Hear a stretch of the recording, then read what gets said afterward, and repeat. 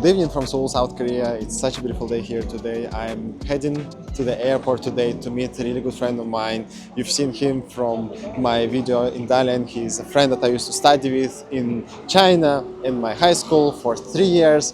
And he's coming here for a few days and we are gonna go to the road trip, a big road trip around a few cities in South Korea, which I'm super excited to show you. Let's go pick him up.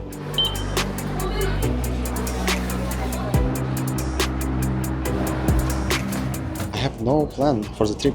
I don't really know where we're gonna go. Like, the thing about me is that I have a lot of places to visit and activities to do here in Seoul, but I don't really know a lot about smaller cities. So it's gonna be a challenge, and a challenge that I'm happy to take on. Also, all these trips to the airport really want to make me travel internationally.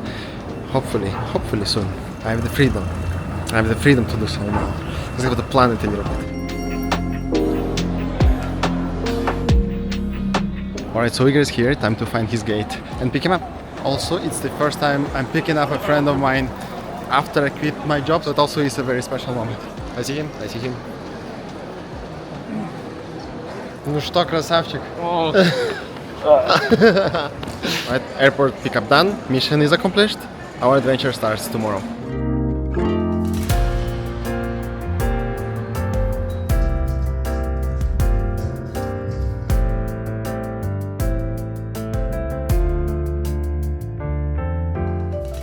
Igor and I know each other from 2012 and used to study together in high school in China. We parted our ways before as he stayed in China for his university and I moved to South Korea. Since then he already visited Korea a couple of times, including last spring where we hung out together, but I didn't vlog at the time, so I'm fixing that now.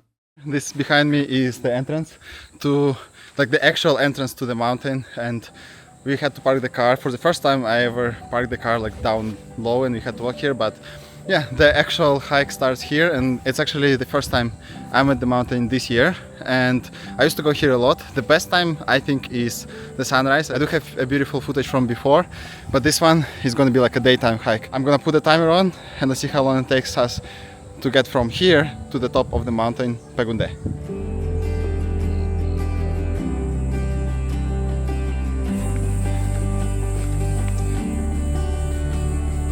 Alright, 14 minutes later, 730 meters of hike.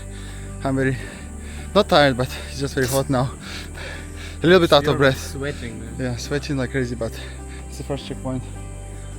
Doing good so far.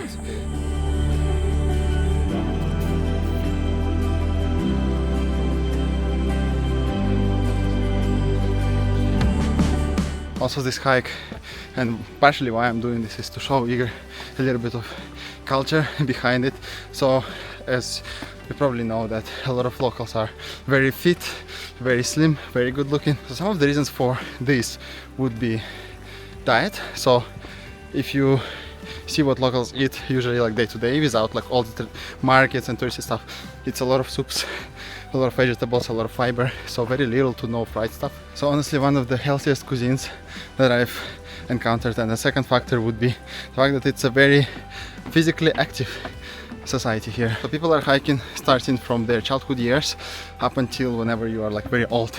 It's very normal to see here families hiking together or old people hiking together. So if you combine these factors, at least two factors, maybe there is more, but from my observation these are the two main ones: the diet and physical activity. And today we are doing the physical activity. Right, so this is the more challenging part.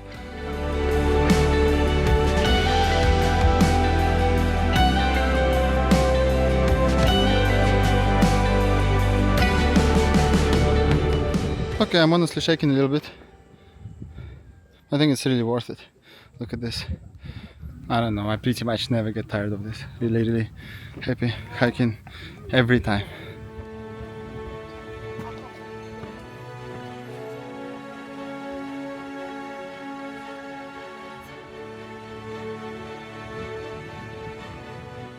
Alright, and here's Seoul. Lotte Tower is right there. And you can see a little bit of Han River right between these two rocks.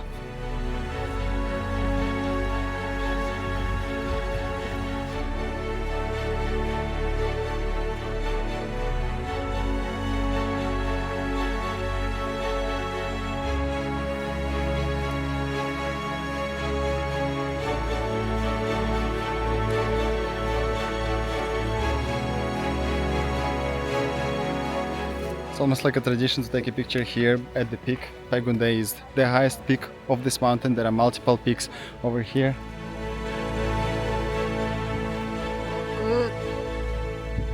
So Bukhsan does have a few cats here on different peaks. So this is Beagundae, and then this is one of the cats.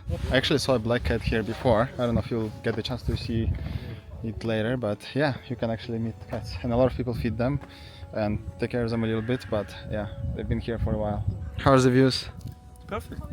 Brilliantable. Difficult hike. 1 is easy, 10 the most difficult you've ever taken. I would say 5. It's 5? not that hard. I mean, like, it's a little bit steady, but I mean, like, as long as you keep the pace, I mean, like, not that fast. It's definitely fine. Not that challengeable. So it took 1 hour 15 minutes to get here with all the stops for filming and talk in front of the camera and a couple of photos. So I think we can shave this 15 minutes off. 1 hour or even a little bit less than that without big stops is possible. Let's make it 55 minutes. 55 minutes, I think, yeah, totally doable.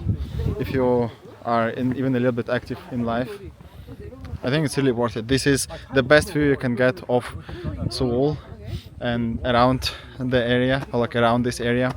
So yeah, definitely recommend.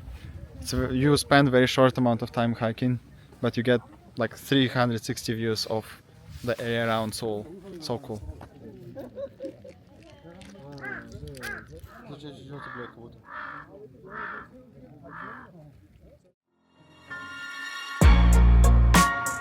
So after a hike, I thought a good lunch would be to have manduguk.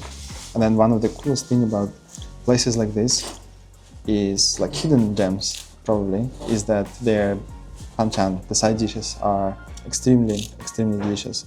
And they are not like any other like big chain restaurant, just because they make it themselves using their own recipe that was probably like used for like generations before. So today we are having this. Now in a lot of these restaurants, kimchi comes like this, and then you have to cut it in whatever size you like. Right, so it's a fresh kimchi and it's a little bit spicy, but because it's not the long time marinated one, you can feel the crunch in it. So it depends, it's just the preference whether you like the ones that's like been marinated for a long time or this. I like this more. I don't know if it was us being very hungry or the kimchi being really good, but we finished it all before the main dish even arrived. Alright, and this is what manduguk looks like. It's basically a soup with big sized dumplings inside. And the broth does have some mushrooms and spices as well. Right, so the way you usually have manduguk, whenever it just arrives and it's super hot, you put one mandu in a plate that they give you, and you cut it in half. I mean, you don't have to like follow it and do it this way. It's just the way I saw people eat it, and the way I've been eating them is you cut it in half until you get a piece like this, and then somewhere on the table there should be a soy sauce that you can pour on top of your mandu. Then you take your mandu in.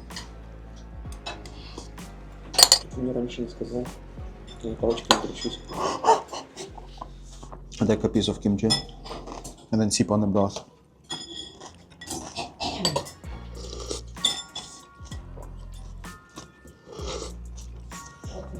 Perfection. I don't really know exactly the combination of vegetables and meat that they use here, but this is one of the best mandus I've ever had.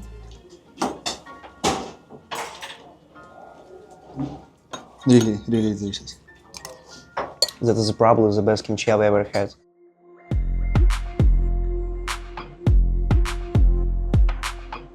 So we came to Starfield in Goyan. So we are currently at Aquafield, which is like a big sauna.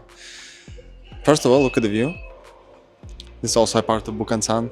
Second, we've already done a lot of like sauna stuff. We went to the hot room, dry hot room, which is like 80 degrees Celsius, and we went to the colder pool, which is like 20 degrees Celsius, and then we ended up going to like a warmer pool, which is 40 degrees Celsius, and we did it like 3 times. Really good experience. I'm just showing Igor around. I've seen this place before. It's very popular online on like social media. Now it's the time for me to visit it, I guess. and show this around to Igor. So we are gonna explore the place where I can actually film, because all the stuff that I described right now we did naked. So here we can actually chill and do stuff in pajamas. What exists over here is a bunch of many, I still have to count how many rooms, but there are different rooms with different temperature, different scents and music, and basically the whole theme, where you can experience like warmer temperature, colder temperature, and all this stuff. They all have their meaning, they all have their purpose. So we're gonna probably try a few of them out and just find some fun stuff to do, I guess. Honestly, I already feel very relaxed from all the sauna stuff before. So now I'm just ready just to lay down for a little bit.